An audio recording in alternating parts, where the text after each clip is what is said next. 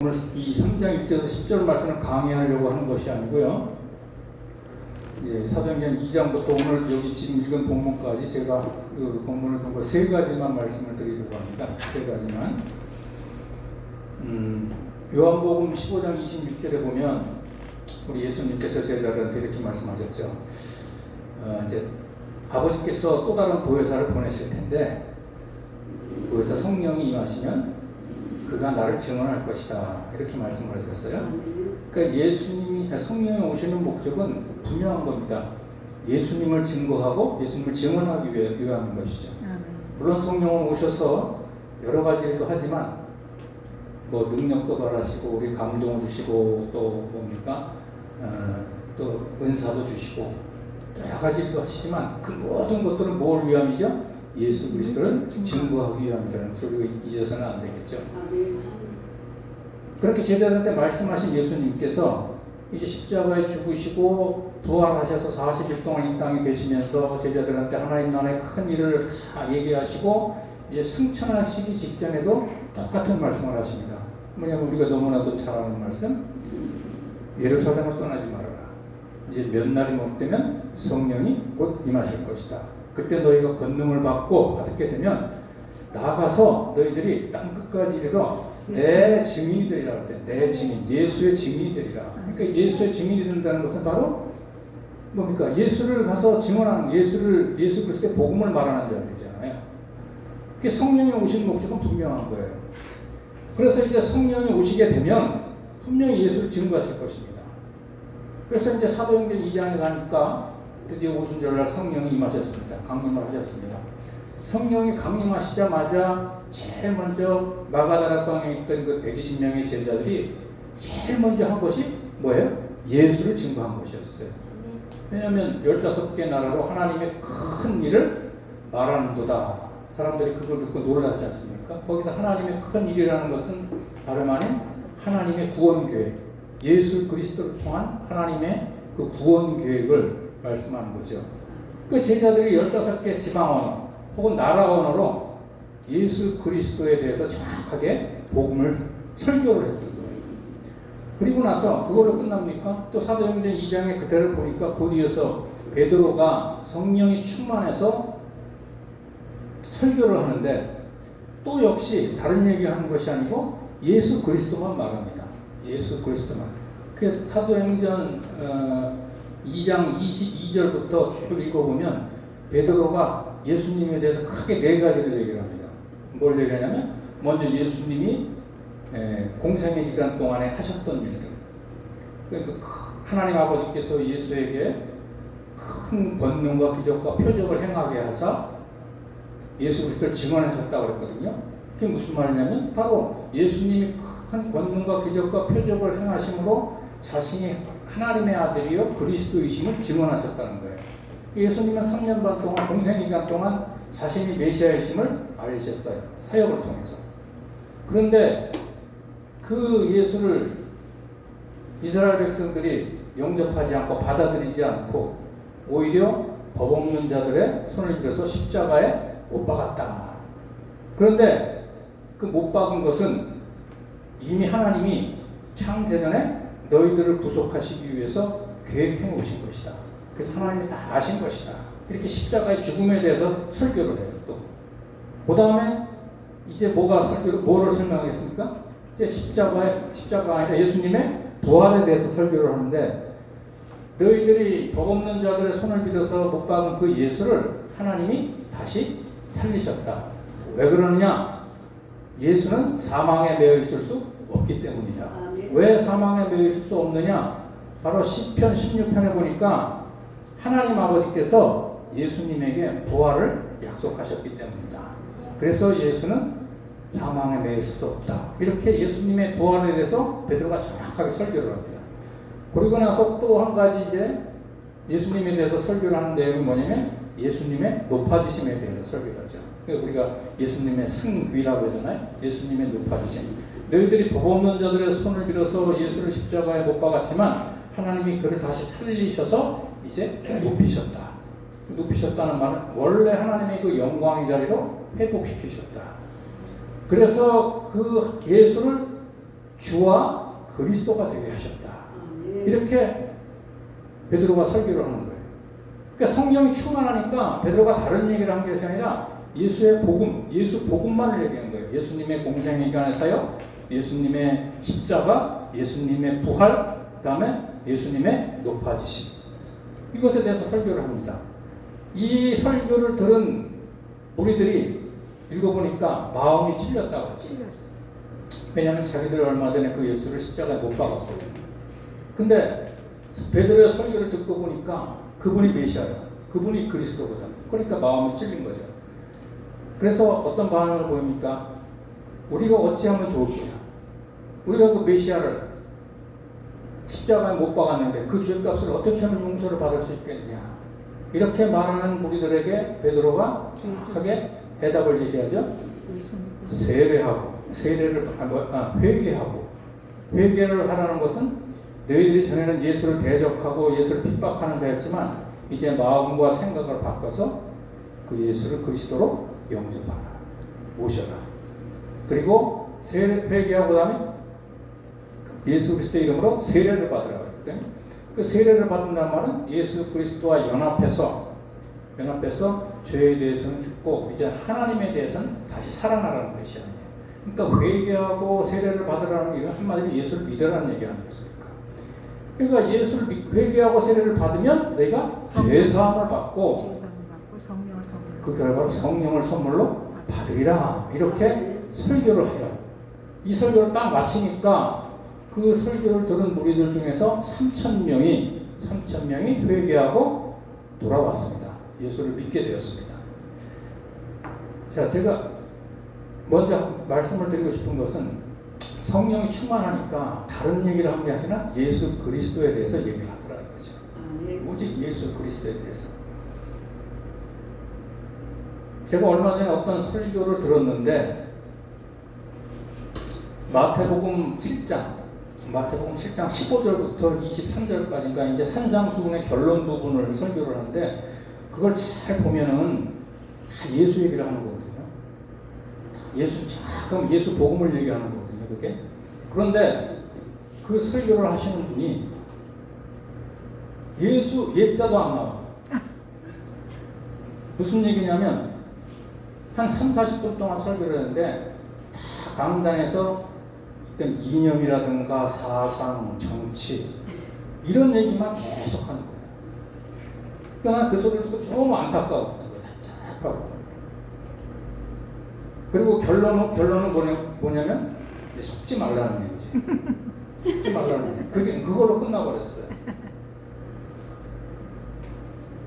예수 복음이 안 나오는 거예요. 분명 그거는 요한일서 몇 장 4장인가 보면 영을 분별하라고 했잖아요. 네. 여러분 영을 어떻게 분별할 겁니까? 그 사람이 하는 말을 보면 분별이 되는 거예요. 그렇죠. 저 사람이 예수 복음을 얘기하느냐 아니면 이념이나 사상이나 정치나 철학이냐 이런 걸 들고 얘기하느냐 이거 보면 저 사람이 성령 충만해서 하는 설교냐 아니면 세상적인 설교냐가 분별이 되는 거거든요.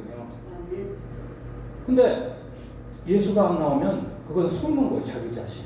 우리가 속는 게 아니라 자기가 속고 있는 거거든요.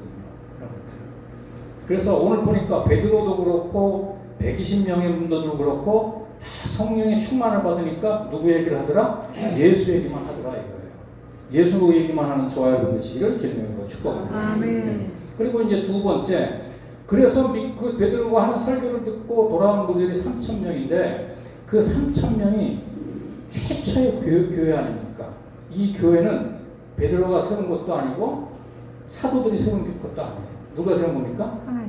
하나님이 성령께서 세우신 교회예요. 왜냐하면 그 무리들의 마음을 열어서 복음을 듣게 하고 믿게 한 사람들 하신 분이 누구예요? 성령님이라는 말이죠. 그러니까 도구요, 도구. 베드로나 사도들은 도구죠. 거기에 쓰임받는 도구일 뿐이지 교회를 세우신 분은 예수님께서 성령을 통해서 교회를 최초의 교회를 세우셨다. 그게 원형교회입니다.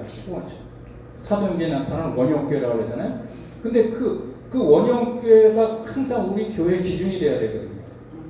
그 교회, 성령님이 세우신 그 교회의 그 기준과 잣대에 맞춰서 우리를 비교를 해야 되거든요. 그래서 모자라면 그것을 채우려고 노력을 하고 따라가려고 해야 되거든요. 근데 이 성령께서 세우신 이 교회가 네 가지를 참 잘했어요. 네 가지. 그게 몇 절이냐면 42절입니다. 2장 42절에 제가 읽어드릴게요. 그들이 사도의 가르침을 받아 서로 교제하고 떡을 떼며 오로지 기도하게 힘을 쓰니라. 뭘 잘했냐면 네 가지를 잘했어요. 하나님이 세우신 그 교회는 네 가지를 잘했는데 먼저 사도의 가르침 받기를 힘썼어요. 사도의 가르침 받기를.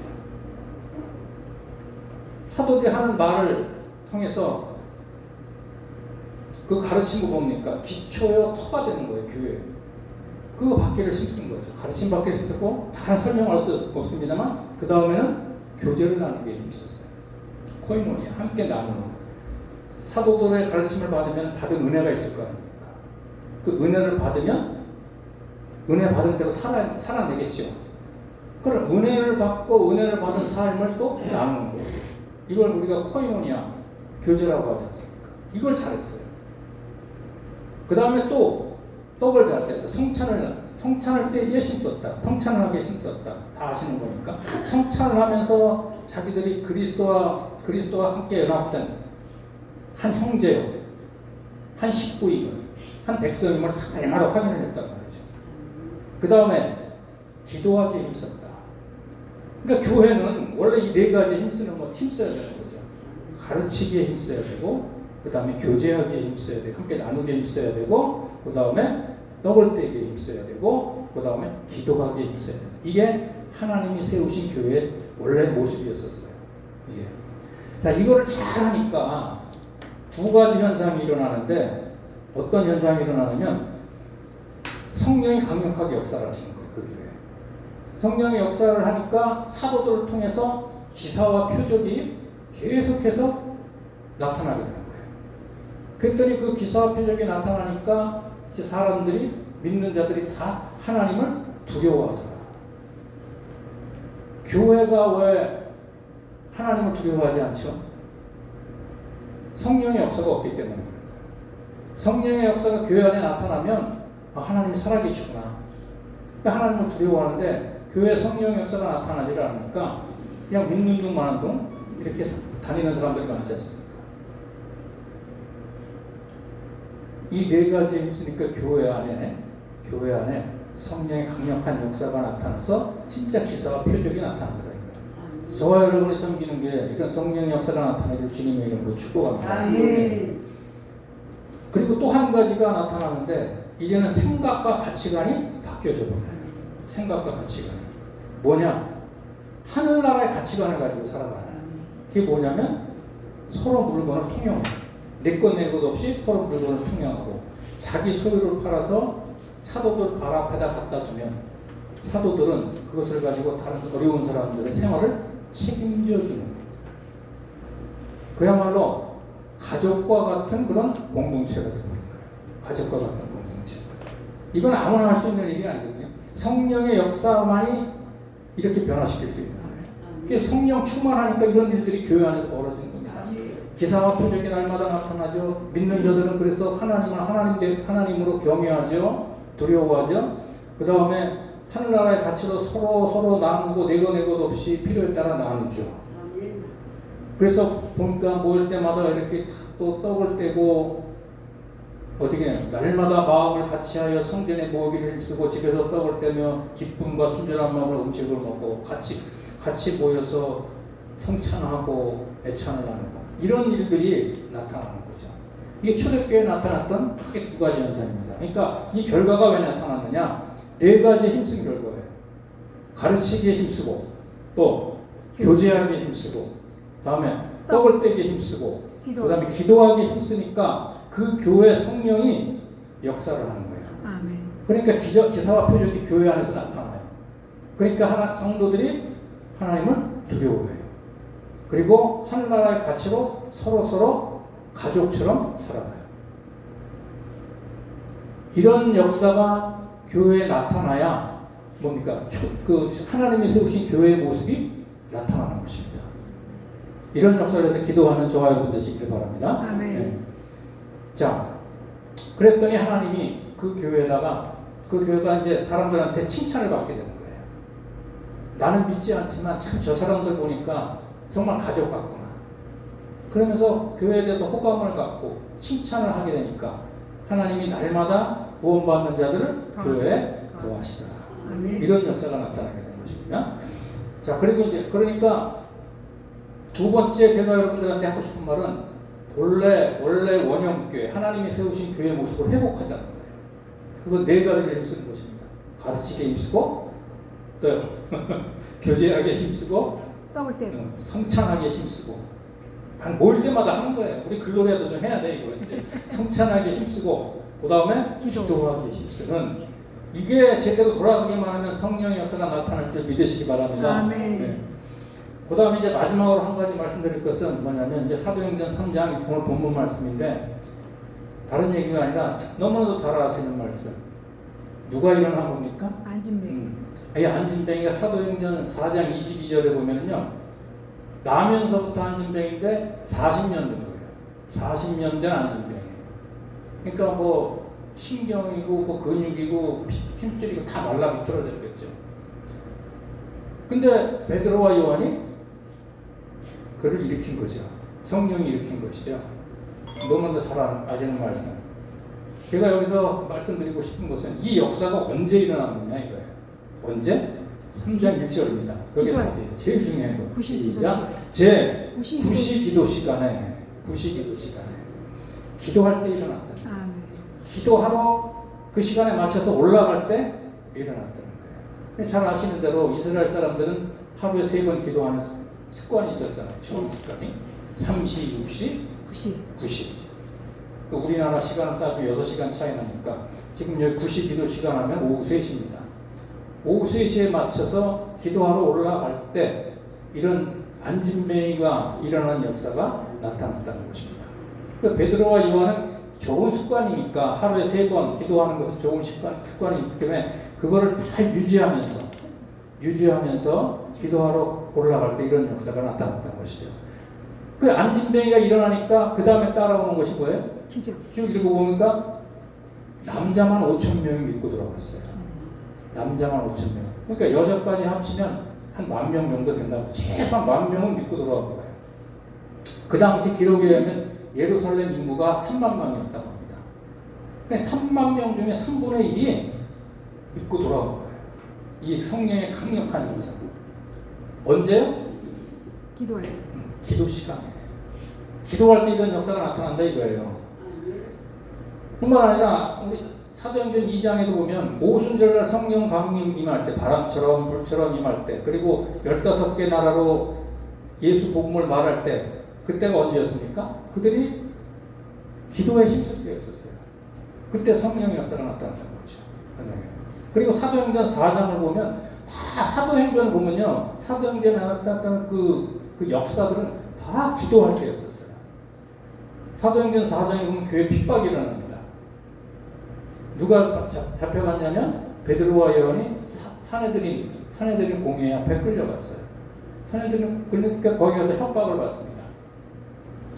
2번 다시 예수 전하면 가만두지 않겠다. 그러니까 죽여버리겠다는 거예요, 한마디로 말해서. 그리고 풀어줘요. 그 베드로와 요한이 나와서 이제 교회를 소집합니다.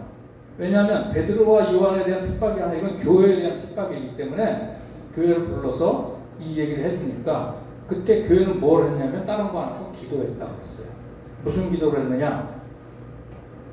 주여 이제도 우리의 위협함을 하감하옵시고 또 손을 내밀어 병을 낫게 하옵시고 예수 이름으로 더 큰 기적들이 나타나게 하옵소서. 이런 기도를 계속 했던 거예요. 그랬더니 시간을 맞춰 어떤 현상이 일어났습니까? 모인 곳이 진동을 하는 거예요. 사도행전 2장에서는 바람처럼 불처럼이었던 그 성령의 역사가 이제는 땅이 진동하는 그런 역사가 나타나면서 거기에 모여있던 모든 성도들이 담대하게 예수를 전하더라. 네, 이런 역사가 나타나는 거죠. 이런 역사가 언제 나타나느냐? 기도할 때 나타났더라고요. 기도할 때. 성경은 다 사도행전은 다 기도할 때요. 사도행전 10장에 가면은 고넬료가 제 90기도 시간에 천사가 와서 뭐라고 합니까? 베드로를 청하라. 그죠? 그래서 베드로를 청하니까 베드로를 청해서 성령이 임함으로 말미암아 그 가정에 다 예수를 믿어가지고 이방인들 선교에 물꼬가 튀어진 거예요. 사도행전 10장이. 그게 언제였냐면 고넬료가 경건한 고넬료가 99대 시간에 기도할 때였다 이거죠. 그리고 뭐 사도행전 12장이라든가 16장에 보면 베드로가 감옥에 갇혀 있을 때 감옥 문이 열렸다. 16장은 사도 바울이 감옥에 갇혀 있는데 뭐예요? 감옥 문이 열렸다. 언제? 다 기도할 때. 기도할 찬양. 다 기도할 때. 마지막으로 얘기하면 저 출애굽기에 가면은 몇 장인지 모르겠는데 여호수아가 군대 이스라엘 백성들이 이끌고 나가서 아멜렉과 전투를 하는데 그때 모세는 산 위에서 손 들고 기도하잖아요. 출애굽기 17장. 맞아. 목사는 기억이 또 참. 그때 손을 내려가면 기도의 손이 내려가면 아니, 기도의 손이 올라가면 하나님은 싸우시는 거예요. 네. 근데 기도의 손이 내려가면 하나님은 일을 안 하셔. 네. 그게 뭡니까? 기도로 역사하신다는 거 아니에요. 그러니까 사도행 성경 전체를 다 봐도 언제 성령의 역사, 하나님의 역사가 강력하게 나타나느냐? 기도할 때라는 것이죠. 아멘. 그러니까 뭐 당연한 거니까 이제 우리가 그래서 기도하자는 것이죠. 근데 이제 마지막으로 오늘 본문의 3장 1절을 다시 한번 보세요. 제9시 기도 시간에 베드로와 요한이 어디에 올라갔어요? 성전에 올라갔어요. 성전에 올라갔어요. 성전으로 기도하러 올라갈 때 이런 역사가 나타나. 안진뱅이가 일어나는 역사가 나타났다는 거죠. 뭐 우리는 어느 곳에든지 기도할 수 있고 그 기도를 하나님이 다 들으시고 응답하십니다. 걸어갈 때, 운전할 때, 또 차를 타고 갈 때, 설거지할 때, 다 기도할 때 하나님 다 들으시고 응답하시겠죠. 근데 마가복음 또 몇 장이지 몰라. 9장. 이거 뭐야? 만민이 내 집은 만민이 기도하는 집이라 그랬잖아요. 만민이 기도하는 집. 하나님이 특별히 눈과 귀를 집중시키는 곳이 어디냐? 성전이란 말이야. 오늘날 교회란 말이죠. 거기 모여서 함께 기도할 때 강력한 성령의 역사가 나타나는 거예요. 우리가 이것을 믿자 이거죠. 그래서 모이면 기도하는 거예요. 이제는. 그래서 글로리아 때도 기도하고 우리 금요 예배 때도 기도하고 이게 돌아가면서 교회에 모여서 기도하니까 너무 좋은 거예요. 근데 아직 좀 모자란 점이 많죠. 왜냐하면 기도 훈련이 좀 덜 돼서 그런지 한참 기도하고 났는데 30분도 안 된 것 같아요. 그러니까 점점 기도 양이 중요한 게 아시지만 우리 기도를 사모하면서 이렇게 모이자는 거예요. 그러면 성령 역사가 나타나겠습니까? 안 나타나겠습니까? 나타날 수밖에 없는 거예요. 왜? 약속이 돼 있지 않아요. 이렇게.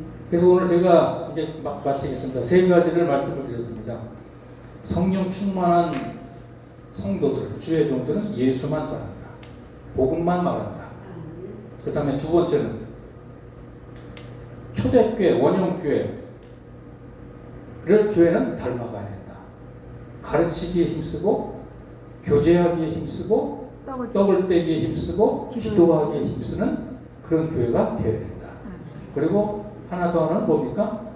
성령의 역사는 기도할 때, 또 기도하러 갈 때 나타난다.